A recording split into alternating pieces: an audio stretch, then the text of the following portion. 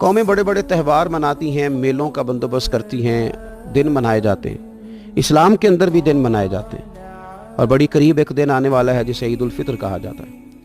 लेकिन इस्लाम के त्यौहार बाकी कौमों को ये बताते हैं कि त्यौहार मनाए किस तरह जाते हैं। तो सबसे पहले तो ये याद रखें कि इस्लाम के अंदर जब ईद आती है तो उसका कोई मकसद है और हमने ईद को किस तरह मनाना है, ये सारा कुछ हमारा दीन हमें बताता है। पहले तो आप देखें कि ईद मुसलमान ने किस तरह मनानी है। सवेरे जब उसने उठना है तो उसने फजर की नमाज के बाद दोबारा से तैयारी करनी है, गुस्ल करना है, साफ लिबास पहनना है, खुशबू लगानी है और करना यह है कि नमाज के लिए जाना है।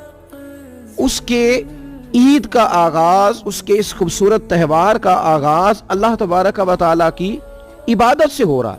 और ईद मना कब रहा है? रमज़ान के 30 रोजे पूरे करने के बाद या 29 का चांद देखने के बाद। तो सबसे पहले हमें ये बताया जा रहा है कि जब तुम ईद मनाओगे तो तुम सजदा शुक्र के साथ मनाओगे।